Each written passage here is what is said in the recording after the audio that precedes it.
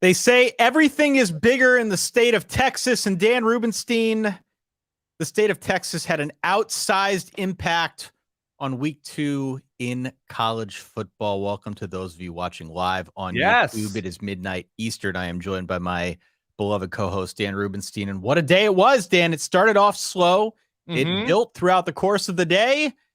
And as we go on the air now at midnight Eastern time, again, solidverballive.com, we have a lot to talk about today, do we not? Oh, we have a ton to talk about. Yeah, you're absolutely right. You were prepared for that, like Jim Nance at the end of the Masters, where suddenly he's just as ready to be like, and they said the kid from Nantucket. And then all of a sudden you're just like, you just nailed it, Ty. What can I say? You're a pro's pro.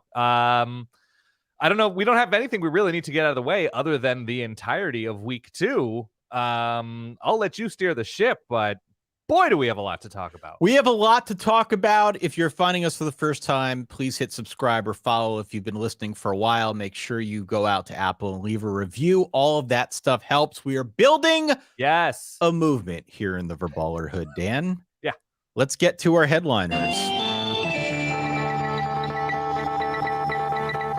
I think it'd be prudent to stay within the great state of Texas on 3 fronts. Okay. Texas, Alabama, Miami, Texas A&M, and of course, Oregon, your Oregon Ducks against Texas Tech. 3 games that really were the pulse, I believe, of college football in week 2. The biggest game, at least going into week 2, was, of course, the Texas-Alabama rematch. Last year, as you know, it was 20-19, a very close game, a closer than expected game when they played in Austin. This year, it was in Tuscaloosa. One member, at least, of the broadcasting duo here had the foresight, the knowledge, the fortitude to pick Texas outright. And indeed, the Longhorns went on the road and pulled a massive upset.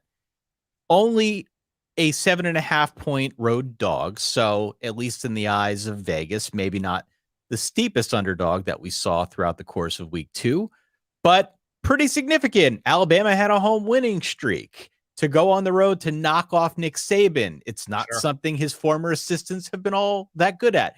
Not something anybody's been all that good at. That's why 34-24 was so significant, Dan. I know this game was going on at the same time that your Oregon Ducks were fighting for their lives against Texas Tech. But what were your takeaways here? Because this is a hell of a game.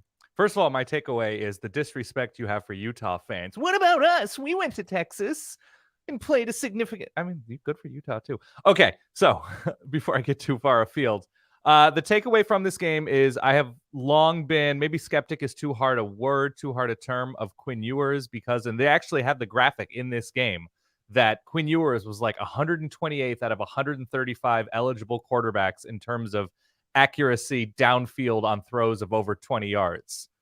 That number might be bumping up, Ty. That number might be bumping up based on at least 2 incredible dimes of throws. I think the first of which was to Xavier Worthy. Didn't step into the throw, feet planted, I think, on his own 49, and just a beautiful arc that ended up in Xavier Worthy's hands in the opposite end zone. So whatever it was, 55 yards, just without moving. Not too shabby. The takeaway here is this was a close game. This was a game that great teams win. It was a game that a team like Texas found multiple ways to win, in that they were able to survive certain elements of the Alabama offense. They were able to survive the better plays from Jalen Milroe, and they were also able to take advantage of the lesser plays from Jalen Milroe, take advantage of opportunities, which is what very, very good, if not great, teams do. Texas, I am not going to make any sort of proclamation. I know you are tingling. Come on! I know you are. Do it! I want to appreciate Texas. I don't want to talk about the future. I'm not here to talk about the future. I'm Rafael Palmeiro in talking. You're Mark McGuire. Or McGuire, excuse me. Sir. I'm sure there was something with Rafi in that conversation. But what Texas was able to do, what Quinn Ewers specifically was able to do, was so damn impressive. What Sark was able to do in terms of putting together a game plan. And this was a close game for basically the entirety of this matchup in Tuscaloosa. The big, I guess, picture beyond Texas looking like the team that has fortitude that they've always wanted to be is everybody's just trying to survive Jalen Milroe and the Jalen Milroe experience. At times, Texas was not surviving it. He was making incredible plays, bringing this Alabama team back. And at other times, he was throwing the ball directly to players wearing white and burnt orange. Yeah. And so it was an uncharacteristically sloppy and raw and arrhythmic performance from Alabama on both sides of the ball. And Quinn Ewers has earned a new fan in me because of what he was able to do in terms of changing the tenor of this game with his arm. Well, look, this was the game of the day. It was the game of the day when we previewed the day, and Yeah. it ended up actually being the game of the day, which is not something we say all that often. Bama giving up over 450 yards at home is significant, and I think that says a lot about the Texas offense. We liked where Texas was at from a talent standpoint with its skill positions. We liked where Texas was at least going into the season. Maybe not so much last week, but in general, where Texas's offensive line was at going into the season. I think they stepped up and they gave Quinn Ewers enough time to work the ball down the field. And of course, Quinn Ewers, almost 350, 3 touchdowns on the day. Some of those moonshots that he threw with precision accuracy were damn near incredible. Yeah. And the fact that now they've got the weaponry out wide, the weaponry across the board to deliver this type of punch on the offensive side in a consistent way on the road again against Alabama, that to me is really notable. Now, that does not mean they won't lose to a team like TCU. That's sort of been the deal with Texas throughout these, I don't know, last couple seasons where we joke about Texas being back. Yeah, I know. It's been about a dozen years of large. I'm trying to be generous. Yeah. But this is a big win. This is a big monkey to get off their backs, and I give them a lot of credit. On the Alabama side, look, Jalen Milroe is a starting. Jalen Milroe can run like the wind. He can throw dimes deep down the field. Yes. It's the short to intermediate stuff that sometimes he can be really good at. Yeah. Sometimes, like you said, sometimes he's throwing dimes. Other times he's throwing it directly to an opponent. And how that develops over the course of the season, I think, is going to dictate what Alabama does moving forward. Yeah, and sometimes he is rolling out, bringing in a safety who's going to try and close him out and like kind of last second pops it over that safety's helmet. Sometimes it goes well, sometimes it doesn't. And that's a tough watch if you're an Alabama fan, used to the quarterbacks you're used to throwing in rhythm, right? Throwing on time like you're used to from Tua and Mac Jones and Jalen Hurts, guys like that, the best of those guys. It just, Jalen Milroe's just, he's a more raw quarterback. There were a lot of comparisons before this game and before this season to Jalen Hurts. Yeah. Jalen Hurts, based on what I saw today and based on what I think we've seen just in the limited time that we've seen Jalen Milroe out there, is not the passer of Jalen Hurts. He's just not. And he could get there, but in very limited action, he's not there yet. And a hell of a runner, can run like the wind. But Bama just 5 of 14 on third downs. Bama also had a lot of penalties here, uncharacteristically so, 10 penalties. Sure. So I give credit to Texas. I give credit to Sark. This is a really big win. Of course, the pressure will be amped up to 1 million now in the state of Texas. But Texas with the win. By the way, 24, big deal. In the department of Maryland does 2 things, crab cakes and football. A.D. Mitchell does 2 things, appear to be doubtful on an injury list and score touchdowns. I saw something like 10 of his 44 career catches go for touchdowns. That's a pretty nice percentage.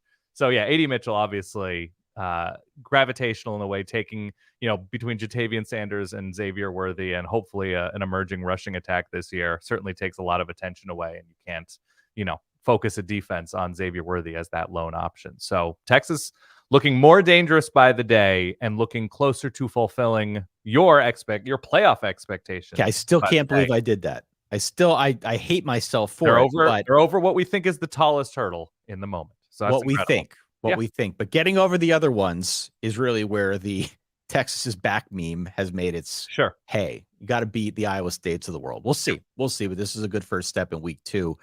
On the other end of that Texas spectrum, from incredible expectations after week 2, that brings us to Texas A&M, where I don't know what the expectations are now, because A&M went on the road, the great state of Florida, and gave up 48 points to the Miami Hurricanes. I could not have been more impressed with Miami. And that I felt really good about the Canes coming into the season. I was kicking around terms like 9-3 seasons. Sure. And I felt better about where their line was at. I thought the coaching hires were savvy. TVD is healthy. The defense should have been good last year. It wasn't, but this year it just everything figured to be better. I didn't think they had a game like this in them, man. No, neither did I. I didn't think that they had a game like this. You want to talk about night and day from a year ago. This was an offensive line that dominated. It gave a very healthy Tyler Van Dyke. We should call him Tyler Van Dyne again now. Did you see his mom's jersey? It read Van Dyne on the back. I know. Which I thought was a nice touch. Continue. If she's saying it's all right, then I think we got to go with it too. He had a ton of time to pick his spots. He went for 374 and 5 touchdowns. Miami had some big pass plays, whether it was to Xavier Restrepo, Jacoby George with 3 touchdowns, Colby Young, who we talked about in the preview. TVD, like my concern with Miami was who are the receivers? Is he going to be comfortable with them? That concern went out the window almost immediately because it's clear TVD is comfortable with these guys. When he has time, they can get open. That was a really positive sign for me. I don't know what this means for expectations for Miami. They're another team that we tweeted out jokingly on the Twitter feed that what does it mean for college football if both Miami and Texas are back at the same time? Mm-hmm. Seems like a lot of energy that didn't previously exist in the college football ether could be back in a big way this season. Let's first address the Miami, I guess, arc now as we move forward, and we can come back to A&M and what it means for them, because that's a whole different story altogether. Sure. But Miami 48-33, Dan, like what the hell? Yeah. So the adjective I would use to describe Miami's performance, and we don't fully understand the context of what a win over Texas A&M in 2023 means, right? It could end up being crazy impressive as A&M bounces back and fixes things along the lines, and Connor Wegman becomes more comfortable as he's more entrenched as the starter with Bobby Petrino, whatever. But in terms of what Miami did against the team in front of them today, the adjective I would use is overwhelming, right? Because of what they did to the Texas A&M offensive line, because of how the quality that Miami's own offensive line, which was still kind of a question coming into the season. I think they're starting a true freshman at right tackle, Cece Mauigoa. It's Francis, but it's short for Cece, which I think is a great, shortening of a name. He held up really well protecting Tyler Van Dyne, and the ability to distribute the ball with the time he had. It was wild to see against a DJ Durkin defense, first and foremost, against the defensive line that Texas A&M has, and we thought would be able to generate more pressure. They seem stonewalled for the most part. And my question is, I guess on that point, is it a Miami line thing? Is it a Texas A&M scheme thing? It should not be a Texas A&M talent thing. I think we're past that, given the last couple of recruiting classes and what they've done in the portal. That to me was really the question. And just in perusing the internet a little bit, that seems to be everybody's question. Like what exactly happened there that Miami had so much time? Tyler Van Dyke could pick his spots, throw for 5 touchdowns, and A&M didn't really disturb him all that much. No, I guess generally speaking, I would assume the thought was if we bring more guys, if we're blitzing more often, we think TVD will pick us apart even more. It was sort of a pick your poison moment that they had belief based on last year, based on the obvious talent that Texas A&M has up front, that they would be able to get to him or pressure him enough to force him into bad decisions or shorter throws. Obviously not the case. And so the fact that Miami got stronger over the course of this game, the fact that Miami started out a little bit slowly, big plays from Texas A&M, some miscues in all 3 phases, and then over the course of this game, realizing that there's a lot of grass to be had in our passing game. This did not look like a Mario Cristobal guerrilla ball squad, as we like to call it. This was, and they ran the ball well enough, but they realized that this is where the opportunity is, through the air. And so for conversation's sake, a Miami who is able to do this against a team as talented, we don't know how good Texas A&M is, but a team as talented as Texas A&M appears to be on both sides of the ball. I don't know about their offensive line in this moment, to be clear. It definitely changes the conversation we can have on our extended Monday show or our Thursday show about what the ACC is looking like with a questionable Clemson, a possibly surging Miami, and a Florida State that obviously looks to be the king at the moment. So no, I think it's great for college football, not from a Miami, when Miami's good, college football is better, but I like more good teams. I like good quarterbacks. Miami appears to be a good team on both sides of the ball. TVD appears to be healthy and himself. Looked very comfortable. Looked super. It helps when you have that kind of time. Yes. But he looked very, very comfortable. But yeah, Miami looked like a top 15 team without a doubt. Even if you went with, Texas A&M -3.5 on the road.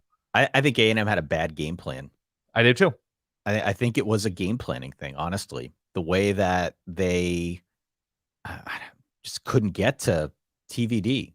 And I don't – somebody's going to ask the question, who is closer to the A&M program than you and I. And we'll get our answers, perhaps. At least we'll hear what the coaches have to say. But when you have this much talent on defense and give up 48 points, that's not great for DJ Durkin, defensive coordinator. Also not great for A&M as a whole and Jimbo Fisher is the fact that A&M has lost 9 of their last 12 against Power 5 teams, which is a crazy stat. And I had to double check it to make sure it was accurate, but there it is. The good news, I guess, for A&M is that Connor Wegman's still really good. And even though he made a couple mistakes, he made more than enough plays in this game to make up for it. Evan Stewart, really good, very much lives up to the hype, had 11 catches. The running back room definitely misses Devin A-Chain, but there's talent there as well. So again, talent is not the issue. Talent is not the issue at A&M. On some level, it's got to come down to coaching. They go on the road, they lose 48-23 or 33, excuse me. Send a get well soon to Cam Kinchins, who took saw that. Yeah, had to take the cart off the field with 2 minutes left. Sounds like he is okay, but a scary moment at the end of this game. And hope all is well there. A lot of people are saying, Ty, true or false? The SEC is a poor man's ACC. Is that where you, after Texas beats Alabama, Florida State throttles LSU, and now Texas A&M taking a back seat to Miami? I mean, obviously Texas not in the ACC, but you understand what I'm saying. The ACC, I mean, look at what Wake Forest did to Vanderbilt. Another match. I mean, what are we talking about here, Ty? It just means more in the ACC in the All Costco Conference. The All Costco Conference, quality in bulk. Where are we going next? Well, if we're talking about ends of the spectrum, we had Texas way over here. We had A&M way over there. Somewhere in the middle is Texas Tech. Sure. And that game against your Oregon Ducks, Oregon wins 38-30. We were talking about this one on Slack earlier. And at least in the early part of this game, felt as if Oregon had the upper hand, like they were going to run away with this thing. Yes. And we both felt very confident about the point spread. Thankfully, sorry, doggos, a little bit of a front door cover here on a very odd pick six down the stretch of Tyler Shuck that went back for an Oregon touchdown and gave them the win in the cover by 8 here. But this one kind of turned on a dime. Mm-hmm. Oregon made mistakes. They had penalty after penalty. There was like all sorts of things that culminated in Texas Tech eventually coming back and grabbing the lead here fairly late in this game. I know you watch just like a hawk because you're an Oregon guy. If you look at your backdrop, you got Oregon stuff littered throughout. That's not terrible. There's a duck here and there. We're all right. What was this? I don't even know. Oregon won a clunker because the number of penalties, both, procedural and in the middle of plays, whatever, it was alarming. The Oregon won a game as the clearly more undisciplined team in this game. And when you see an undisciplined team, it's a poorly coached team. And so they need to get better because the number of free yards was alarming. So let's start with the good from Oregon because they won the game. They covered, and they probably shouldn't have covered because Jeffrey Bassa, who had that game-sealing pick 6 when they were up 1 late, probably should have just taken a knee, and that would have been the game. And then, but Texas Tech gets the ball down 1 possession to drive down the field and had an opportunity with the Hail Mary before it was broken up and intercepted to seal the victory officially. So the big thing with Oregon was they couldn't run the ball. They were one of the absolute best teams nationally running the ball last season. They have a new look offensive line. Their left tackle of the future, the number one overall offensive lineman, I believe in last year's recruiting class, had 3 false starts at left tackle. Josh Connerly still looks good, but needs to get better. And they really weren't able to do much downfield after an opening drive, or not opening drive, but an early long touchdown pass to Troy Franklin over the top. And so a lot was taken away from the Oregon game plan on offense, but The yardage that they picked up was largely swing passes. They played heavier sets, a couple tight ends in there. Patrick Herbert made a bunch of plays, Justin Herbert's little brother. And defensively, they have a pass rush. They were able to overwhelm at times Texas Tech's offensive line, and that changed the complexion of this game. That he was forced into bad throws, he was forced out of the pocket, and come the fourth quarter, it held up. And that is a new thing for Oregon after one of the absolute worst years rushing the passer that Oregon has had last season. On the Texas Tech side, I thought their defensive game plan and bringing a lot against the run, but keeping safeties back was really sound. They tackled super well. Tyler Shuck made a bunch of plays with both his arm and his legs. He was basically the entirety of their. He was the offense. He was the offense. Yeah. And unfortunately, in the fourth quarter, he just kind of slowed down. And a lot of that was due to Oregon, and a lot of that was due to some self-inflicted errors of Shucks, including that pick six at the end of the game.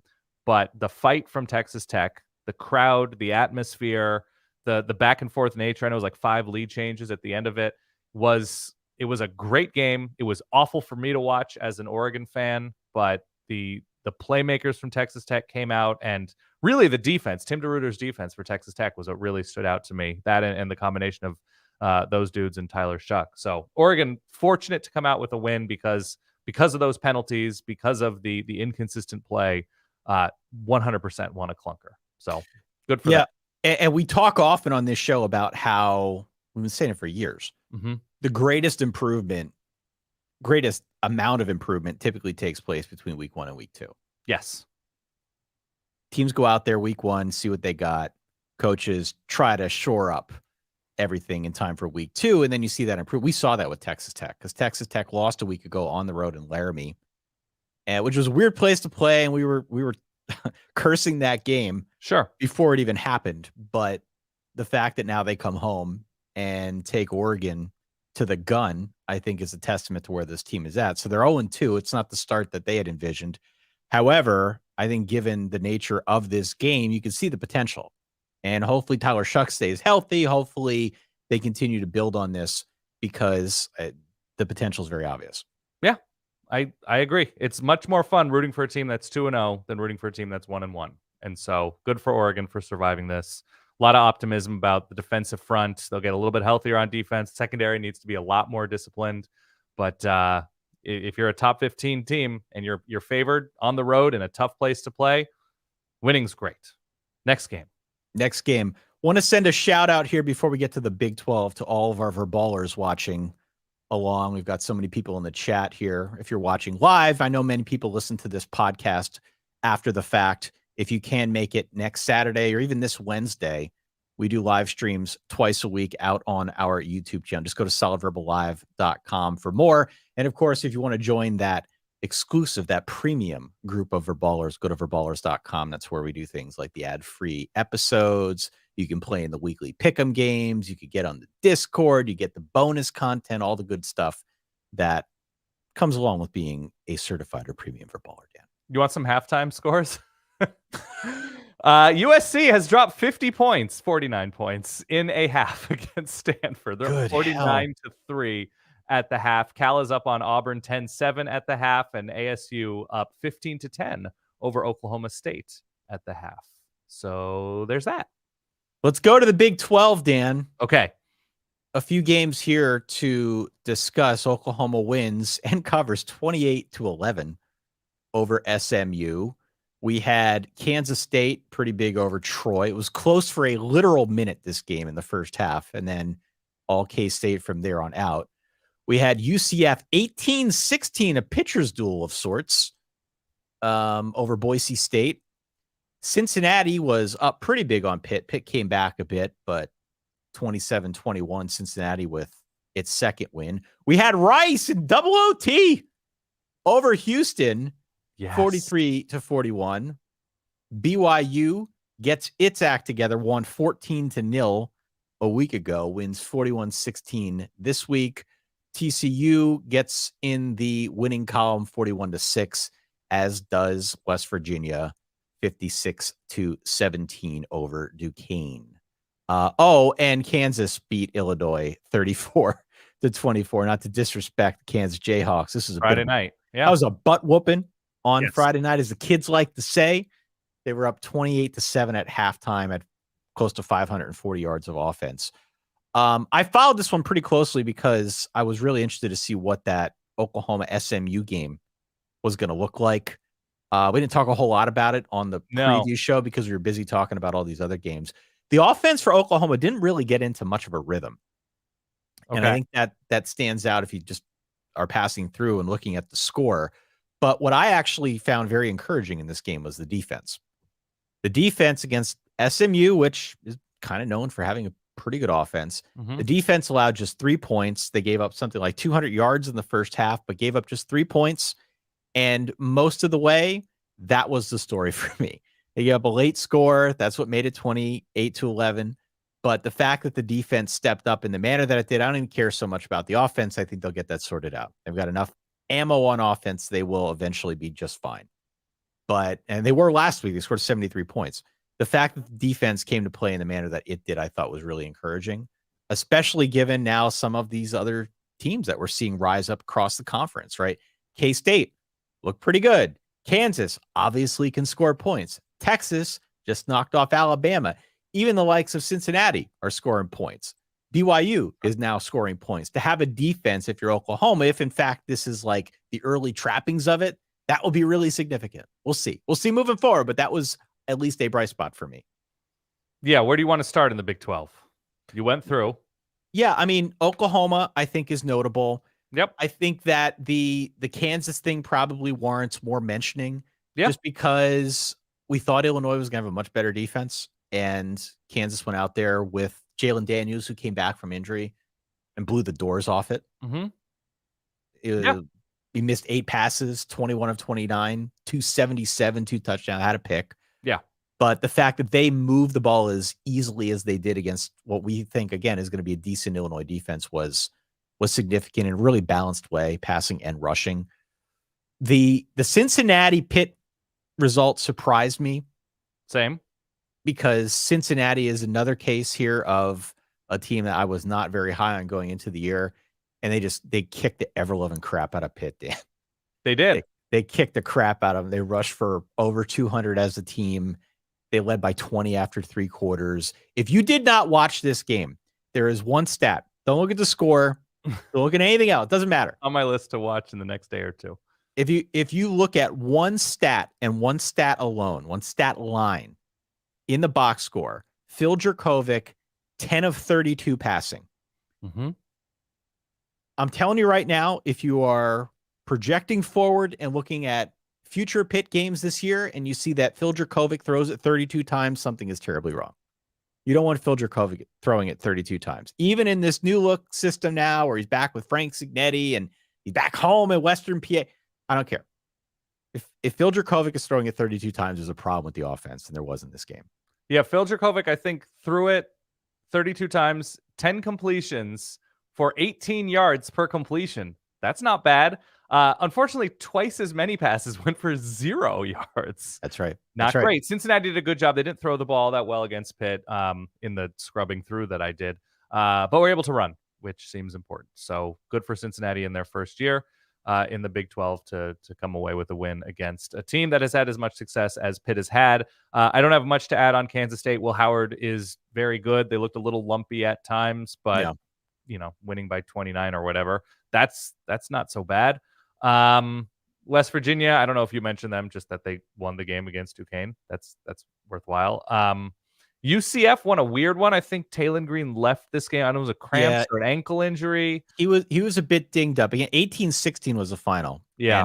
And the only way I could think to describe it is it was a weird pitcher's duel because there were a lot of yards, but just 34 total points, 18-16. Colton Boomer is the name of the kicker for UCF, which is perfect. A great name. He nailed a 40-yarder at the gun to give the Knights the W. John Rice Plumlee looked pretty good getting yards. Yeah, he's the offense. He's the offense. And I would have liked to have seen more than 18 points to feel better about UCF. However, this was a good road win to go on the road at night in Boise. That's a tough one. Speaking of not scoring as many points as probably desired, Baylor with a double-digit lead in the second half just literally gets run over by Utah when they turned to Nate Johnson to run the offense more in that second half. Bryson Barnes wasn't getting it done. Obviously, Cam Rising not starting, which is why we are saying the names Bryson Barnes and Nate Johnson. But Utah took advantage of a short field late. Obviously, there was some controversy at the end there with Baylor trying to drive and make it a game in the waning seconds. But Utah did a very nice job without a lot of offense early, sort of crawl back in that game. Baylor without its starting quarterback as well. Sawyer Robertson, not really a consistent answer for the passing game and offense for the Bears at home. They go down and lose by a touchdown after, I think they were up 13-3 in the third quarter. Yeah. The defense really looked like it was doing a nice job, but there's only so much you can do if the offense isn't giving you a little bit of time to rest. Well, and that's just it. So I'm glad you brought that game up. Yeah. I was going to go to the Pac-12 next. Okay. Utah wins 20-13 over Baylor. If you're a Baylor fan, you're sick. Yeah. You're sick watching this game. And I know that because my guy Peter Pope texted me and said, I'm sick. Yeah. I'm sick after this. Neither offense looked all that impressive. And I don't know if that was a byproduct of the opposing defenses or maybe they just weren't good. We thought Utah was toast. I thought Utah was toast. But Baylor wasn't blowing the doors off them. They look better than they did last week, at least in the first half. But there was obviously some room to grow for Utah, and they did after the half. They grew into this game. They clamped down on defense. The Baylor offense just got super conservative. I don't know what that was. And as you said, Sawyer Robertson wasn't the answer, threw a key pick deep inside his own territory with under 2 minutes to go. Utah really needs Cam Rising back. They really do. They really do. They got away with it these last 2 weeks against Florida, against Baylor, two teams that could be bad. And the fact that they got through it with Bryson Barnes is, I hope Cam Rising is good. I really hope they get him back soon because I'm curious to see what this Utah offense looks like with him running it instead of Bryson Barnes, who again is doing the best he can, but I think Cam Rising is just way better. Again, we saw it with Baylor, by the way. The line is really bad. At first, it seemed like it had improved. I think as a whole, it did get better. It's still really bad. There's still moments in the second half where they were gassed and just getting blown up. And Dave Aranda's got to fix that. I don't know how you fix that, but he's got to do it relatively quickly. Otherwise, the season's going to go off the rails. Yeah, Utah has Weber State next week before things get increasingly more difficult with, I think, UCLA, Cal, who has a heartbeat. I think Oregon State is in there, Oregon, USC. There's a lot coming up for Utah that it would be super nice to have a healthy Cam Rising in the mix. Baylor-wise, I think you touched on everything because I think they have Texas in a couple weeks. Texas, UCF, Texas Tech, Cincinnati. After they play LIU, Long Island. So what you said you want to go Pac-12. Happy to. Well, yeah, I wanted to talk about Colorado, Nebraska, because this was the game of the century of week 2, at least per Fox. It seems as if Fox is hitching its wagon to Coach Prime. I don't blame him. It's a great story. It drives ratings. It is a ratings game these days. So 36-14, Colorado 2-0. Who'd have thunk it? Who'd have thunk? Do you feel like you learned more about each of these teams, Colorado and Nebraska, after this game or during this game? I'm kind of Seth Davis Sharpie on Nebraska in this moment, that we're going to see some fight from this Nebraska defense for as long as their offense gives them a little bit to work with. And if that doesn't exist at all, then it's going to be difficult if they're playing against a team that we know has an interesting offensive ceiling. Minnesota probably doesn't. Colorado almost definitely does.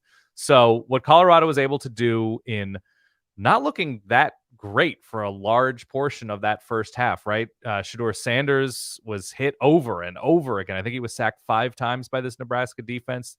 The Buffalo offensive line looked pretty suspect in large part in this first half. Which we thought coming in, right? I mean, we thought that was an area that they needed to cover up for in their offense, because this wasn't it just didn't seem like it was going to be an offensive line where you can count on them to just sort of stone decent defensive fronts.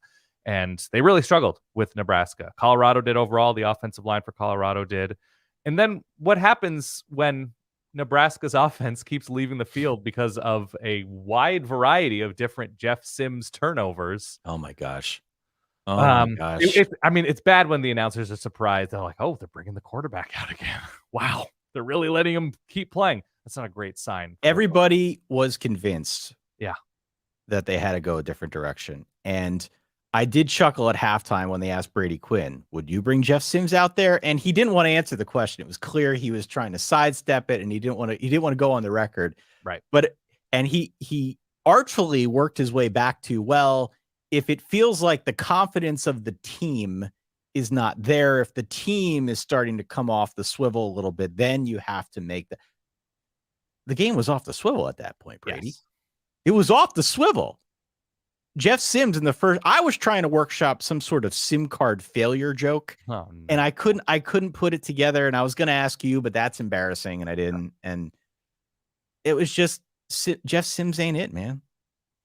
No, he's not. But if you give Matt Rule a truth serum at halftime, what he's essentially going to say is, "Trust me, you don't want the other guys." Yeah, well, it would get worse. I don't think Matt Rule is blind to this, right? And Matt Rule has been in this situation many times over now, where the first year is just not great, and it takes a while for him to get his guys in there and build a system. And I think Matt Rule knows what he's doing, but when Jeff Sims turns it over 3 times in the first half, and when your defense is hanging on for dear life, eventually they can only do so much. And that is what we saw here. And you're right. Like, they did have Shedeur Sanders in a spot where he was taking some incoming in a way that he didn't a week ago against TCU. Still, even if he wasn't quite as sharp, he went for almost 400 yards. He had no picks. We had Xavier Weaver out wide, 10 for 170. Ridiculous. Yes. Which is nuts. Travis Hunter played 126 snaps at Elevate. Did he really? I didn't see the final number. Yeah. Which is crazy. Our folks over at Verballer Discord, verballers.com, helped me out with the math on that one. I went to a state school. Yeah. I mean, we're getting to the point now where we have to start talking about, all right, week 4 and 5. Colorado plays Oregon. Week 5, Colorado plays USC. Yep. In Eugene and in Boulder, I believe. Yeah. Respectively. So, yeah, it's Shedeur Sanders is a marvel, right? How athletic he is, the ability to stay locked in, even though he was taking hits in that first half. They were able to generate big plays. They were able to open up receivers because there's just only so long the Nebraska defense can hold up. And so I don't think the expectation was ever going to be that the Nebraska offense was going to be anything interesting this year. And even if Matt Rule got his way and was able to convince Charlie Brewer to have reconstructive surgery and come in as like a Belgian exchange student, it still wouldn't be much better. I am Ferdinand. Okay, so the story is Colorado. The story is Colorado that they have an explosive offense. And look, the defense made plays against Nebraska. Whatever you interpret that to mean. If Nebraska's offense is horrible, right, it'll be found out. They'll give up 80 points to USC and Oregon, respectively. But they're winning games, and they look really good. And they're really just an impressive team right now, all things considered. So there we are with the Buffs. I'm going to jot down Belgian Charlie Brewer. Yeah. That we can somehow use that in a sound drop or something at some point, because that's a good one. Yeah. This is a rough go for Nebraska, but a great win for Colorado. They got their first 3-game winning streak over Nebraska since like the 50s. We've talked to our friend Dan Carlin a couple times now about what that rivalry means if you're a Colorado Buffalo, if you're Nebraska. I think he was there, right? He was there. Yeah. He was there. Yeah. And so we'll have to catch up with him at some point to get his take on being there at the stadium. But Fox is going to push the pedal to the metal now with all things Colorado. Say what you will about Fox, but they commit to a bit. Didn't they have the Harbaugh bus when they started doing Big Ten games, and they were parking that all over? It was, I think, Utah was hosting Michigan early on. I think I saw both the Big Noon show as well as Game Day might be in Boulder next weekend. That is, I believe, what's going on for Colorado State, which doesn't have a ton of juice like as a matchup because Colorado State's been relatively disappointing lately. I did enjoy that until Illinois lost to Kansas. It's such like kind of a half garbage week in week 3 that Big Noon Saturday was like, well, I guess we're going to do Champaign for Illinois. Probable 2-0 Illinois hosting Penn State. Man. And then you see the promos now. They're going to Boulder. You see the promos for Illinois Penn State, and it might as well say James Franklin and Penn State taking on opponent. There was just not a lot of juice to the promo after Illinois was not good enough to host Big Noon Saturday. So yeah, they're hitching their wagon, as you said. They're committing to the bit. Why not? Washington State knocked off Wisconsin. Yes, they did. Kind of a sloppy game for Wisconsin. Yeah. Cam Ward strong early on, pop big plays. I think the defense for Washington State was probably the story here. I was watching this game on and off, but they seemed to make a lot of plays. Took away the rushing attack, which I think is meaningful. Not a lot of teams are successful in doing that. Another slow start for Wisconsin in this one, and it's obviously much more difficult to beat Washington State in the Palouse than it is to take down Buffalo, by the way, who just lost to Fordham. Yeah. Go Rams, baby. They played Buffalo in Madison. So, yeah, that's where we are with Wazzu. I think they went on the road last week to beat Colorado State, and now beating up on Wisconsin. Nice win for the Cougs, for sure. And kind of like thumbing their nose a little at the Big Ten. Like, you've got a Big Ten power coming to this place that's left behind by the Pac-12, and they take them down. I like that. It's spicy. I said it to you back in week 1 that Washington State and playing games at weird times in Pullman, Washington, with a chip on their shoulder scares the hell out of me. With a good coach who gets his team fired up, generally knows how to coach defense. Like, something about that scares me. And Wisconsin was sloppy. They had 3 lost fumbles, one of which was very costly in the second quarter, extended the Wazoo lead to 24-6 because it went back for a touchdown. So I don't know what to make of Washington State at this point. I've bid pretty high on Wisconsin. I probably need to throttle that expectation back. But Wazoo, given the state of affairs and the circumstances, and I think they've got an axe to grind now, why wouldn't you? I don't know. Great. They're interesting to me. It's also interesting because if we're going to be accountable, I haven't been all that high on Wazoo going into the year. I think I've felt pretty good about them in this specific matchup because of the difficulty in playing them. But I remember specific conversations in like mid-June where you're like, I wouldn't be surprised if Wisconsin's 9-1 heading into I know. I'm pulling back. Maybe they will. I don't know. But yeah, their schedule still isn't terrible. But, they still have the Iowa defense. They still have Ohio State. They have a lot ahead of them. But yeah, very impressive win from Wazoo. Washington won by 33 over Tulsa. Michael Penix with a casual 409 and 3 touchdowns. We had UCLA winning 35-10 over San Diego State. Dante Moore, man. Dante Moore, 290 and 3 touchdowns. This game was basically over at halftime. 28-10. Was never really close beyond the first quarter, but we got to see Dante Moore in a starting role, which was nice to see. And he's the guy. He's the guy. Yeah, really nice. I mean, San Diego State's offense is largely broken. I don't know what we think exactly about UCLA's defense and what their ceiling is within the Pac-12, but from what I could see in this game, he looked efficient. He was going downfield. UCLA ran the ball well. All the hallmarks, of a Chip Kelly team. They look pretty strong at the moment. We'll see. It's going to be a wave with the true freshman at quarterback, but there are a few coaches I trust more than Chip Kelly to get the most out of a quarterback. Oregon State won 55-7 over UC Davis. This is mostly one where they just ran out the clock. It's 37 rush attempts, 269 and 3 touchdowns on the ground, led, of course, by Damian Martinez, who only got 7 carries. They were doing their best not to get anybody hurt. This wasn't a big surprise, this one here. And as you mentioned at the top, Dan, there are a couple games that are ongoing at time of recording. 17-15 Oklahoma State. It is about 12:45 Eastern time on Sunday morning. 17-15 Oklahoma State over ASU. Cal still with the lead over Auburn 10-7 in a game we just knew was going to be weird. It had to be.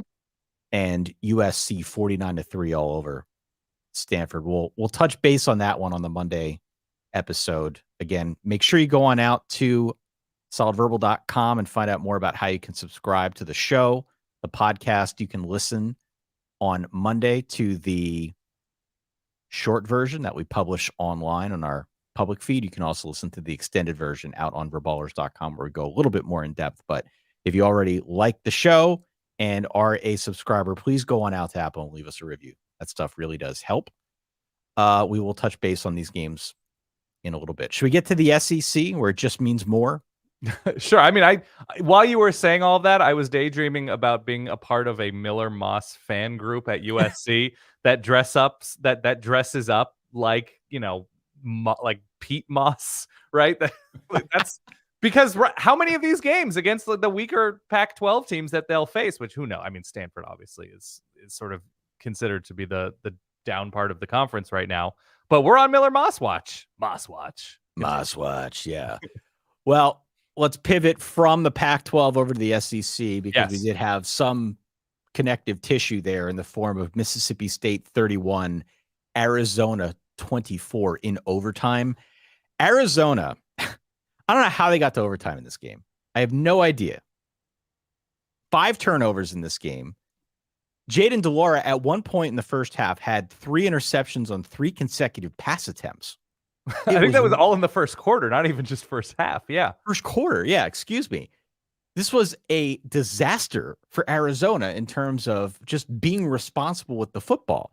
So the fact that they got to overtime at all, that they covered a 9-point spread, mind you, against Mississippi State and Starkville at night that shows at least some fortitude on behalf of Jed Fish and his squad. They shot themselves in the foot here. Clearly they had a chance if they were able to keep this close. I give Mississippi State credit. Mississippi State held on, got to overtime, ended up getting the dub here at home despite a late surge from the Arizona Wildcats. I like how you can see that Mississippi State wins this game and feel kind of worse about Mississippi State in a very specific way, like how hard it is to only score 24 points when you take a ball away 5 times to only giving it up once. Like, you should be scoring more than that because you'd think there'd be so much momentum and you just wear down a defense. And you go to overtime and you nearly lose in overtime, right? Jaden DeLaura is scrambling on 4th and 10, and he came up just short, and that's how the game ends. And you let the team back in the game with such a huge advantage. And so, yeah, you feel good about the Arizona ability to fight. You feel good about the Arizona defense, that they're able to come up big and get some stops. And Mississippi State, ultimately, the only number that ultimately matters is the 1-0 of this game. But weird game. A very weird 6 total turnovers in this game, by the way. Mississippi State had one as well, a fumble. Yeah. The fact that Arizona held Mississippi State to a shade over 300 yards is pretty important to me. I agree. Because this was obviously the main area of concern for Arizona coming into this year. The first year was about, I think they said making it fun again. Last year was about trying to add depth. This year was about trying to make the defense better. They played a lot of youth last year in order to get ready for this season.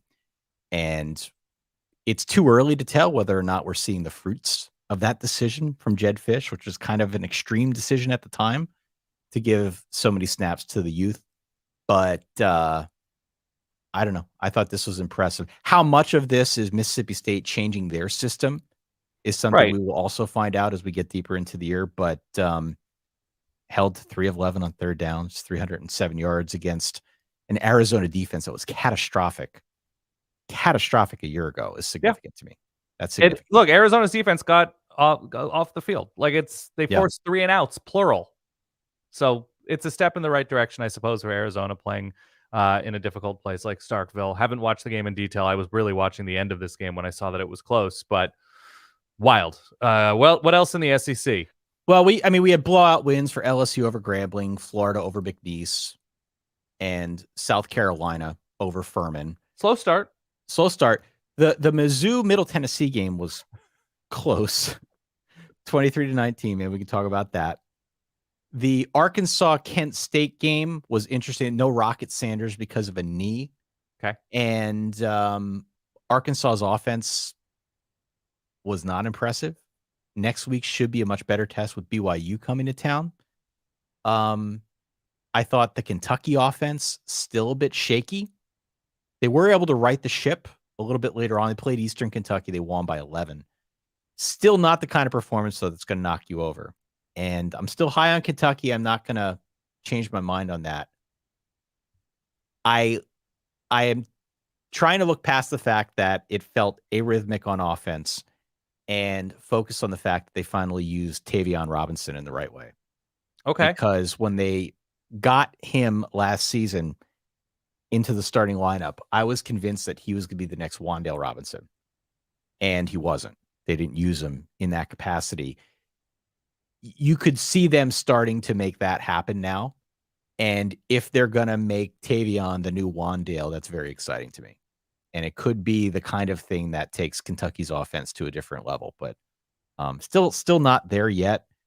The Tennessee game was another instance where we had an offense that just wasn't firing on all cylinders against Austin Peay. They won by 17, just 3 of 12 on third down. So there was something to improve upon there.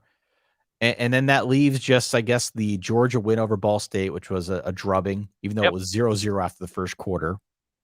And the Ole Miss game over Tulane, which was really one of the ones that outside of course, the Alabama-Texas game, outside of Mississippi State-Arizona, which we were pretty interested in, the Ole Miss-Tulane one was like a 7-point spread on the road for Ole Miss.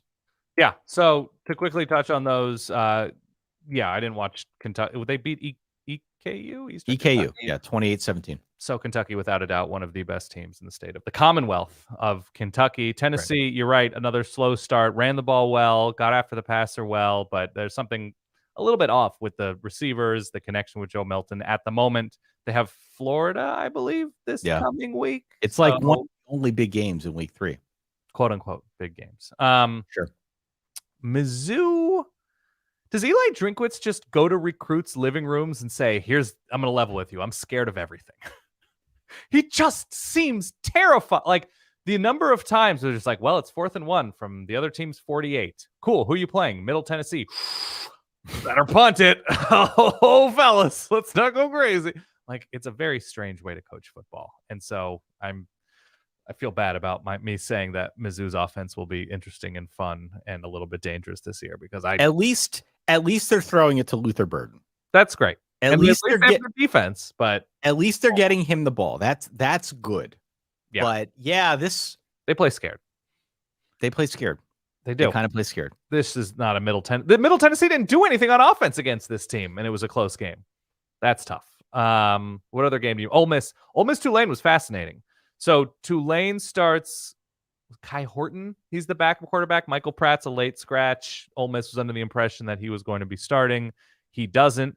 This game is close. Tulane makes a ton of plays. They get after Jackson Dart, who also made a ton of plays. But this game was, the score is in no way indicative of the actual back and forth nature of this game. Tulane really uglied it up in a good way. And Ole Miss was just able to make more plays and come on a little bit strong at the end. I think it was, they fell on a fumble for a touchdown at the end of the game. But this was a one-score game throughout. Yeah. So impressive from Ole Miss. I thought really impressive from Tulane with the backup. Absolutely impressive. We've been talking up Michael Pratt, but the fact that they hung with Ole Miss in the manner that they did with a backup, and frankly, with a lot of roster turnover from a year ago. One of our questions about the Green Wave was, what is their skill position situation? You lose Tajay Spears. Can you run? Can you move the ball? What does that look like? And it doesn't seem like they lost much of a beat. Can you give me a breaking news sound? Can I give you a breaking news? I can. That'd be great. What do you got for me? Moss watch. Miller Moss is in the game. He has thrown one pass. It was incomplete. 0 for 1 for 0 yards. Moss watch. But I'll tell you this, Ty. He's building something brick by brick there. Second halves of USC blowouts. Moss watch. Continue. We'll keep you posted. Let's go over to the ACC. Yeah. This was the all-weather delay conference. Man, it was.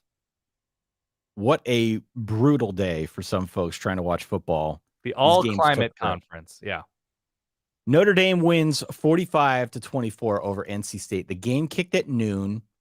They were on a 2-hour weather delay. Eventually, the game was over a little bit after 5 p.m. Eastern, I want to say. It was like watching The Lord of the Rings on cable. It just didn't end. And it wasn't anything to the degree of the Virginia Tech game, which we can talk about in a little bit. But this was a long commitment if you were interested in this game. And it took a while for Notre Dame to get going. Sam Hartman, remember we talked about the stats before this game and how his last 2 appearances against NC State in this particular defense, he had 3 interceptions a pop. he absolutely struggled, at least initially, to decipher what they were throwing at him. But what ended up happening, the deeper you got into this game, is that a lot of Notre Dame's success came when they played off the run. When they played off the run, you had the long weather delay. First play out of the weather delay, Audric Estime goes for an 80-yard touchdown. And from that point forward, it seemed as if NC State's got a key on the run. Notre Dame knows that. They start running play action. They start throwing to Holden Stays, their tight end. They start running that sort of action that isn't as wide open as I think they started. And knowing that there was that constant threat of the run seemed to unlock more of Sam Hartman. He finished with 4 touchdowns on the day. Again, no interceptions. He did have a fumble. Audric Estime had a nice day in his own right. Of course, had that big run, which was the bulk of his work. NC State's got some work to do on offense, Dan.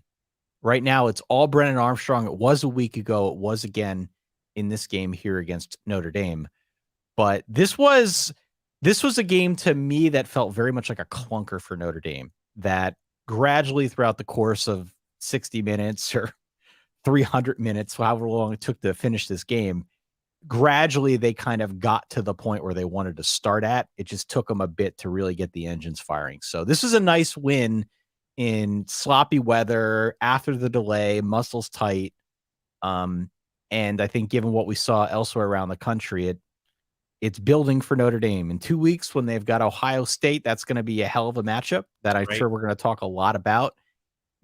At present, in week 2, very curious to see what that point spread is. Very curious to see what that point spread is, because Notre Dame's definitely in a different place than even I expected in the preseason. I feel very good about their chances now. 1.5, Notre Dame favored? You think Notre Dame's favored? I don't think Notre Dame's favored of Ohio State. All right. Ohio State, 1.5, 2.5? I think Ohio State by probably 4. Really? Okay. But it's close. That is close. And we'll get to the Big Ten. We will get talk to the about Big the Big Ten. Ten. I didn't watch this game super closely because of the delay, and I didn't keep track of when it was on and off. All I saw was Molly McGrath. I think it was Molly McGrath at ESPN reported, like, we've got a window till midnight. Game started at noon, and they're like, we can wait this out and get this game in at any point as long as it finishes or something before midnight. Like, they would just bring people in who are interested in watching football from the outside. So, yeah, good for Notre Dame. People who were there were tweeting out the weather alerts that were being sent to their phone, the flash flood warnings. At one point, the brand new scoreboard at NC State shorted out because of the weather. There's a whole lot of stuff going on down there. They got it in 45-24. It's really not fair that the ACC has the Southeast and the Northeast. They're the clear all-climate conference because they could have a game covered in snow and tropical storms, monsoons up the coast. It really is the all-climate conference. So there it is. All-climate conference. North Carolina went to double overtime over App State. Yeah, Mac Brown said he never wants to play App State ever again after the last 2 years. And somebody asked him, like, isn't it important that North Carolina, for the people in the state, play App State? And he said, I absolutely see your point on that. And I wish NC State and ECU all the luck in the world in their future matchups against App State. 40 to 34 over App State. App State did a good job. They didn't get carved up by Drake May.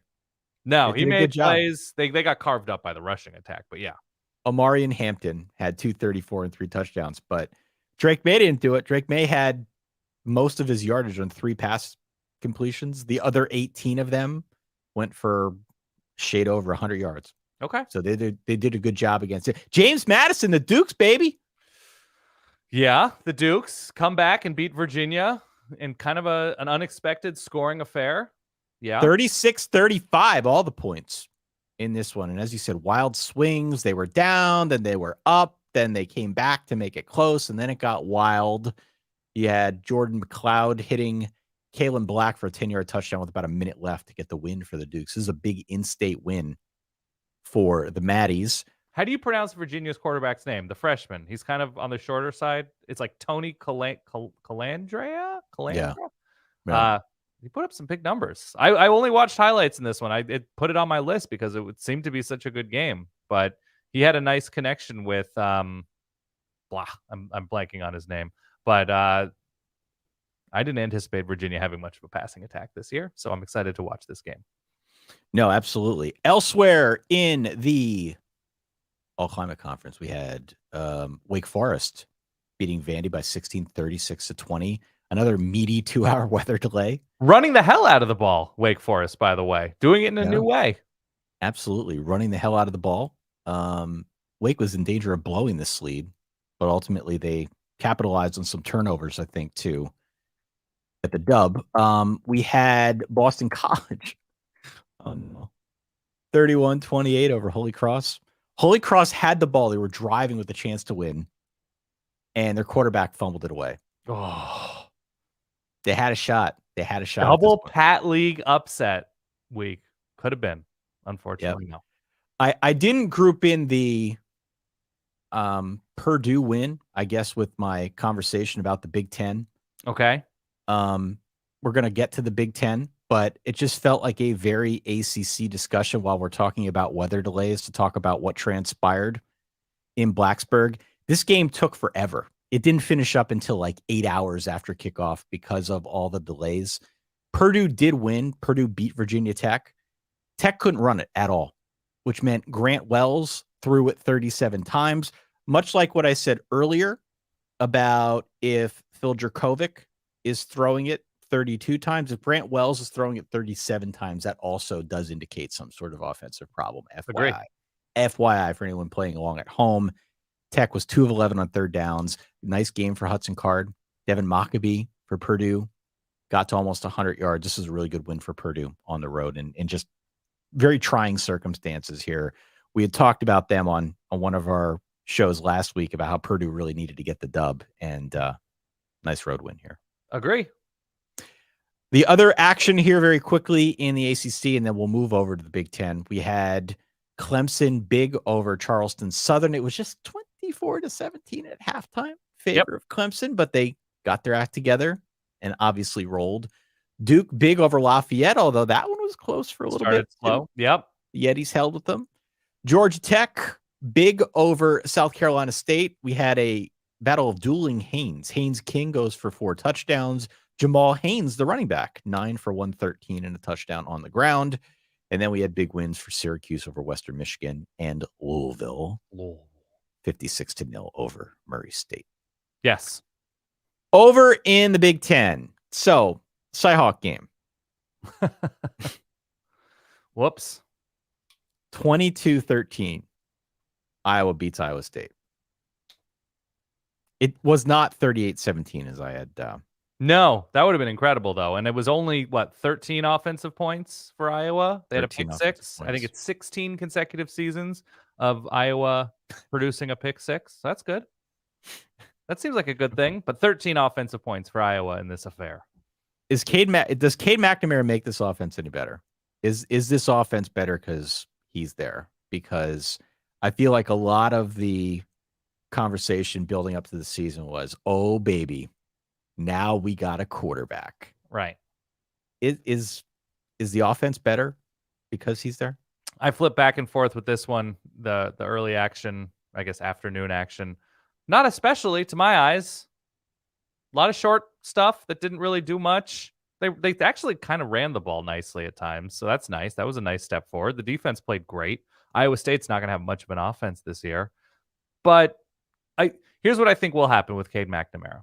I don't think he is going to make the super pronounced overthrows or misreads or, dirting the ball, whatever, that Spencer Petras did at his worst.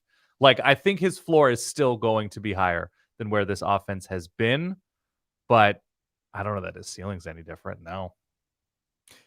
At some point, it's the system and it's not the quarterback. Of course. Right. And I'm not telling anybody listening to this something they don't know. You know this. There's this whole joke about Brian Ferentz, who still hasn't gotten to 25 points.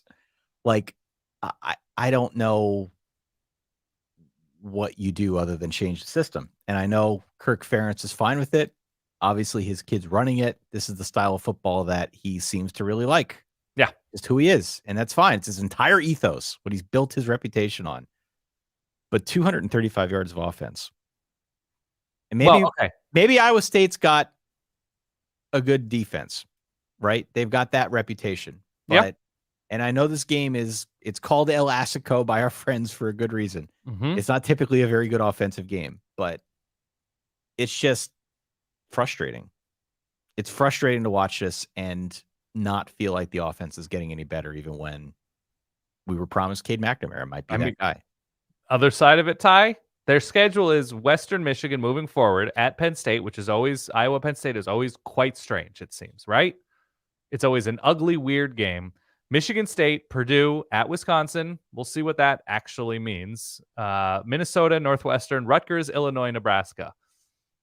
A lot of wins on that schedule, Ty, with a good defense, right? I guess. I'm not saying he's hitting 25 all the time or ever, but there's a lot of 17-13s in there, Ty. There just are. Cade McNamara is better, and he didn't have a great line in this game, but he is definitely better than what they had. I agree with you on that front. And I think in the capacity that he will serve, which is very much to just sort of be efficient and not do anything stupid, he can do that. We know he can do that, and he's proven he can do that. Okay. But it's just a little frustrating to me. Next. Ohio State 35-7 over Youngstown State. Michigan 35-7 over UNLV. Penn State 63-7 over Delaware. Let's talk about the big three. The Ohio State game was never really in doubt. I thought Kyle McCord connecting 12 times with the double play of Marvin Harrison Jr. and Emeka Egbuka for 254 yards and 3 touchdowns was definitely an improvement, because last week it was like 5 for 38 or 5 for 34 or something like that. That part was good. Mm-hmm. That was definitely good. I still would like to see Ohio State beat a team by 60.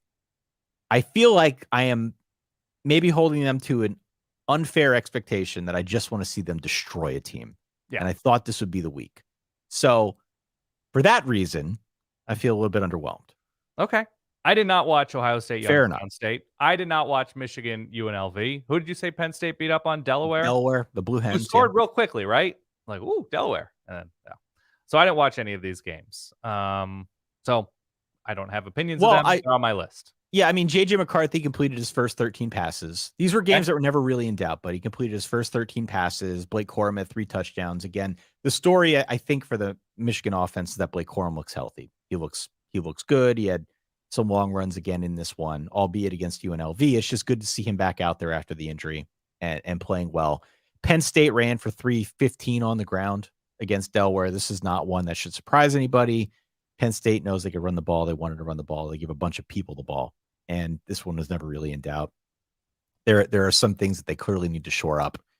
Next week, they've got Illinois. After that, they've got Iowa. That is the stretch of games that I've said before is very Penn State. Yes, of course. It's very Penn State. I think this team is in a different spot this year.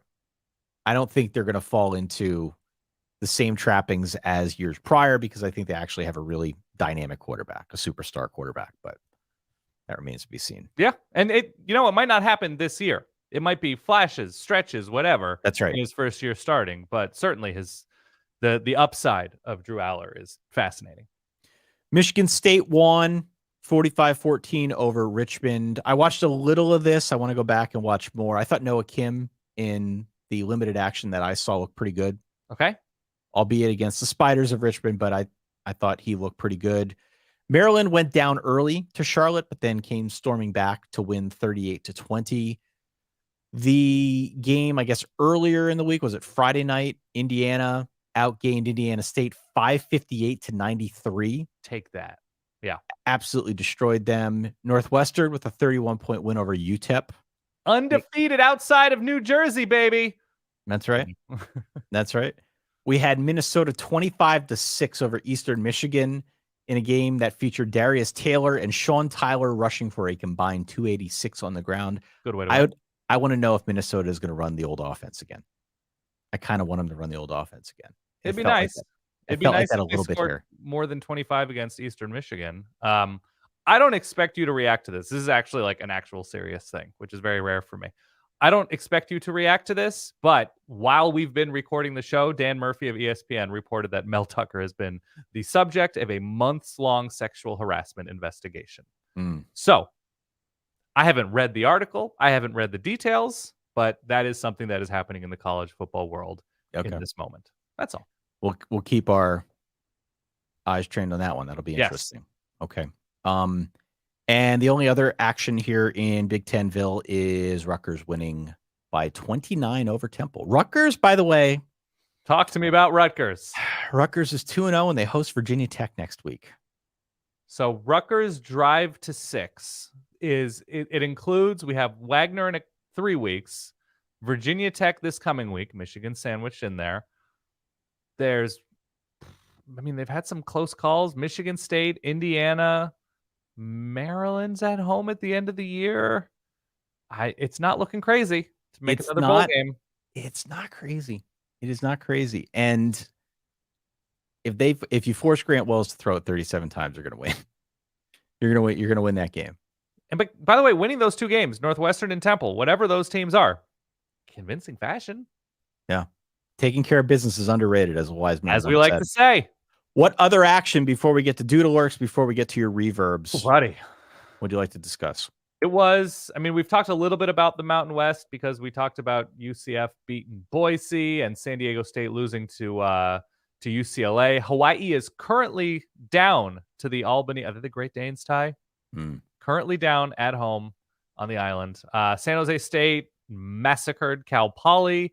Wyoming beat Portland State. So that's a fun, weird matchup of the teams that played today in Lubbock, or yesterday as it were now. Idaho beat Nevada. Nevada might be very bad. Air Force 13-3. Kind of interested to learn more about that strange score over Sam Houston. New Mexico big over Tennessee Tech. Utah State huge over Idaho State.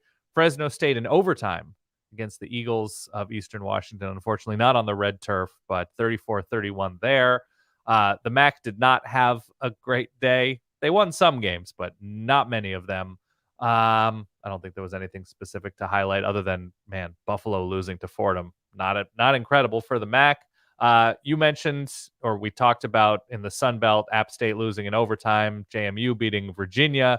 UTSA got by Texas State, but not by a lot. I think Texas State covers again. Texas State covered. Well, they won last week. ECU goes down to Marshall. South Alabama gets in the win column against Southeast Louisiana. Georgia Southern big over Trent Dilfer and UAB. Excuse me, not big, but they score 49 points. Coastal beats on. They just beat Jacksonville State. Rich Rod in Jacksonville State. Memphis big against Arkansas State. Monroe over Lamar. Anything stand out to you in Group of 5 action? I just wanted to call out the UTSA Texas State game again.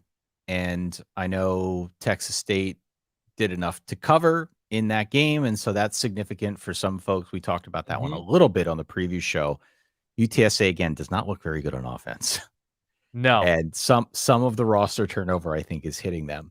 And so I jotted down the 20-13 final there as further evidence to support my theory that UTSA may fall short of our preseason expectations. I like the Roadrunners, but it's not a thing that happens every year.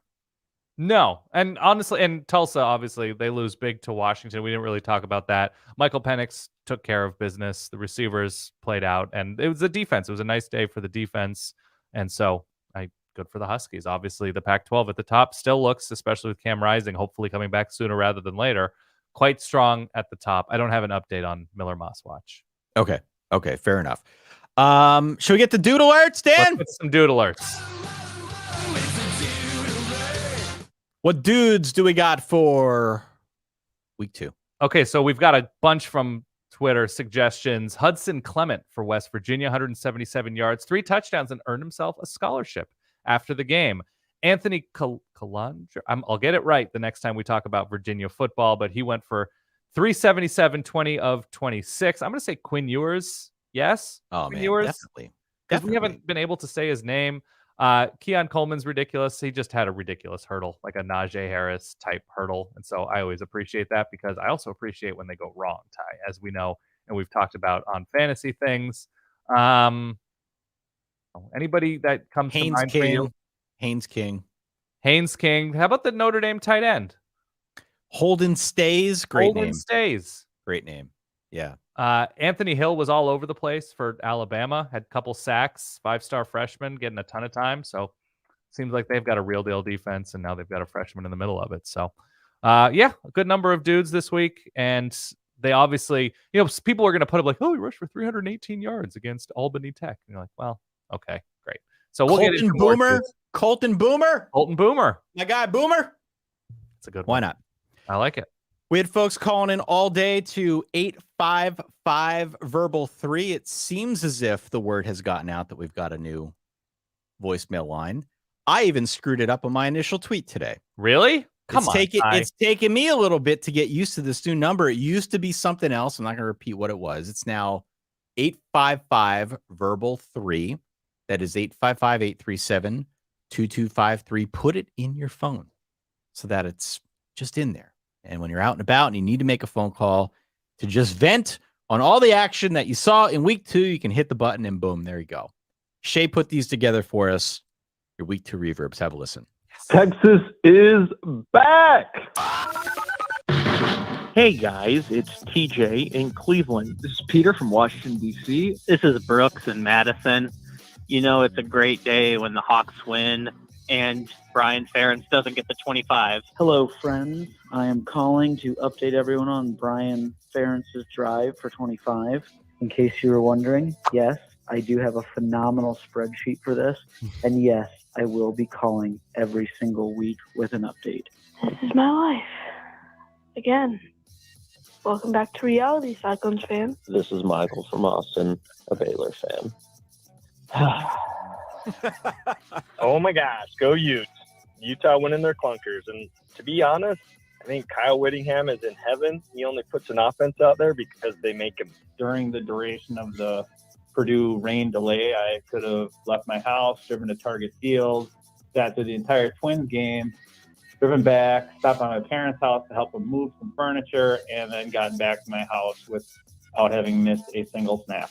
I spent all day in the rain, tailgating, and then through a hurricane delay, believing that NC State could come away with another hurricane miracle victory. But it turns out we suck. Northwestern just won a game for the first time on U.S. soil in almost 700 days. Go Cats. Oh, gentlemen, things got borderline erotic in Lawrence last night.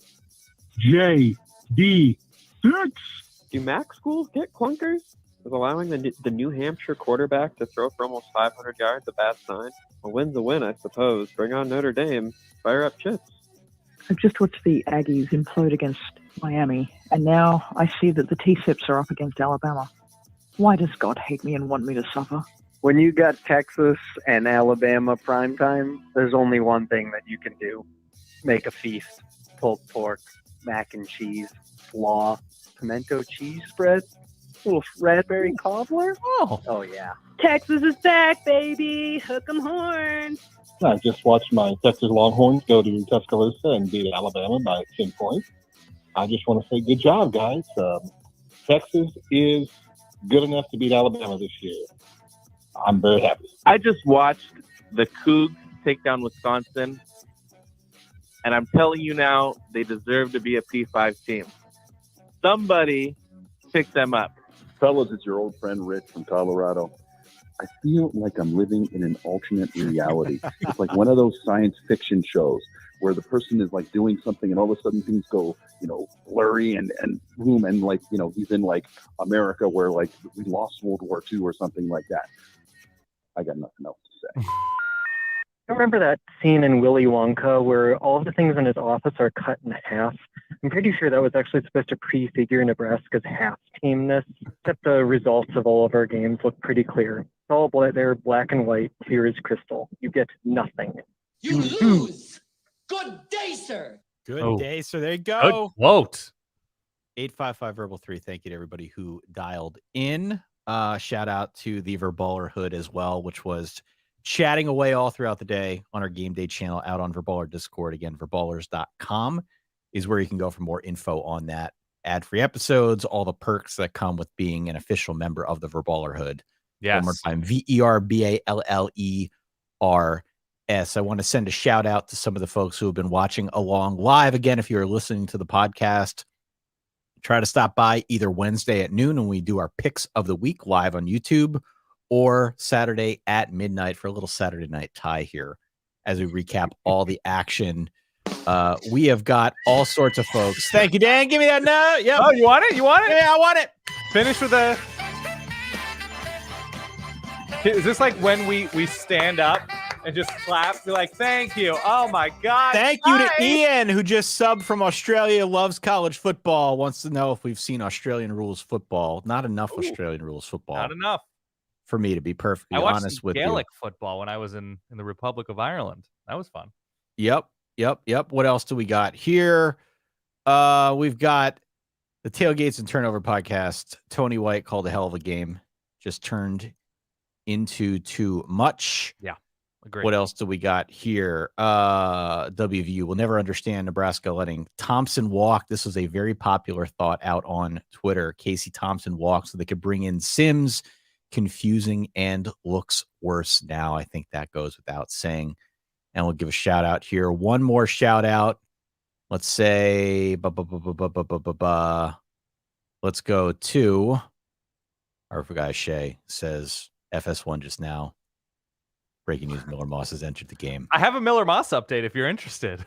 I'm always interested in Miller Moss update. Miller Moss is currently 5 of 8 for 38 yards, 4.8 per attempt. The reason, if you're new to the show, that I personally am fascinated with Miller Moss is he's been a backup at USC for 3 or 4 years now and just has not wanted to transfer because reportedly he just enjoys going to USC. Okay. Who among us does? Who among us? So look, if you are listening this long to the show, watching along with us, please make sure you hit subscribe to the YouTube channel. Please make sure you hit subscribe or follow to the podcast. If you're already a subscriber to the podcast, go out there, leave us a star rating or review. Help us build the movement. Help us build the Verballerhood. Yes. Verballers.com is where you can go for more info on our bonus perks and more. Agree. I have nothing to add. Week 2, just about in the books. We got some games that are still going on. We will talk about those in a little bit more detail on the Monday episode. In the meantime, for that guy over there, my good friend Dan Rubenstein, for myself, Ty Hildenbrandt. We'll talk to y'all soon. Stay solid. Peace. Cal up on Auburn by 3 in the fall.